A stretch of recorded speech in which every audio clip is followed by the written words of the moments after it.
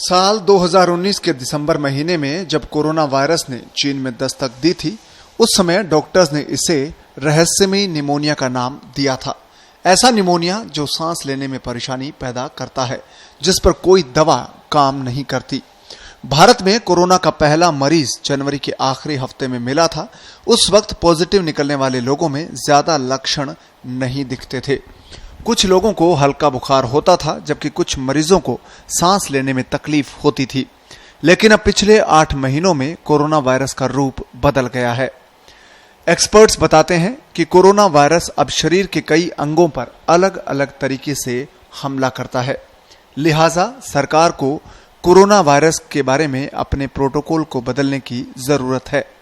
हर सप्ताह होने वाले नेशनल क्लिनिकल ग्राउंड राउंड के दौरान कोविड-19 से जुड़ी चुनौतियों पर भी चर्चा हुई थी। ये साप्ताहिक चर्चा नीति आयोग के सहयोग से होती है, जहां पर एम्स के डॉक्टर्स ने इस वायरस को लेकर अपनी अपनी राय रखी है। इन सब ने माना है कि मरीज के सारे अंगों पर यह वायरस हमला करता है।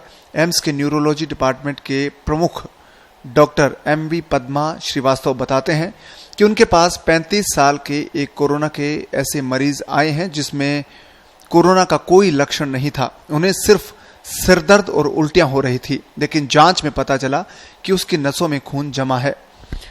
ऐसे में उसकी जान को भी खतरा था। डॉक्टर्स का कहना है कि सरकार को अब इस बीमारी के प्रोटोकॉल बदलने की जरूरत है। डॉक्टर्स बताते हैं कि मूल रूप से ये तथ्य है कि यह वायरस ACE2 रिसेप्टर्स के माध्यम से हमारी कोशिका में प्रवेश करता है, जो कि मानव शरीर के ऊपरी वायुमार्ग और फेफड़ों में प्रचुर मात्रा में मौजूद होते हैं, लेकिन वे कई अंगों में भी मौजूद होते हैं। इस प्रकार इससे अन्य अंग भी प्रभावित होते हैं। हमने ऐसे कई रोगियों को देखा है जो मुख्य रूप से फेफड़ों के अतिरिक्त अन्य बीमारियों से ग्रस्त थे। उन्होंने कहा कि अन्य अंग कोविड-19 से कैसे प्रभावित हो रहे हैं, इसको समझने के लिए हल्के, मध्यम और गंभीर मामलों को फिर से वर्गीकृत किया जाना चाहिए। एक्सपर्ट्स ने कई मामलों के उदाहरण का हवाला दिया जहां रोगियों को अनसिम्प्टोमेटिक या हल्के संक्रमण के रूप में चिन्हित किया गया था, लेकिन बाद में उनमें स्ट्रोक और दिल के ब्लॉक जैसे गंभीर और जानलेवा लक्षण देखे गए। इसी तरह डॉक्टर्स का कहना है कि यह वायरस शरीर के कई अंग मसलन brain, kidney, liver, heart, blood vessels, आंख और त्वचा पर भी हमला करता है। देश में corona clinical research task force के प्रमुख डॉक्टर गुलेरिया ने इस वायरस के बदलते रूप को लेकर पिछले दिनों कहा था कि अब ये मल्टी सिस्टमिक डिजीज बन गया है। मेडिकल साइंस की भाषा उस बीमारी को सिस्टमिक डिजीज कहा जाता है जो एक साथ शरीर के कई अंगों पर हमला करता हो।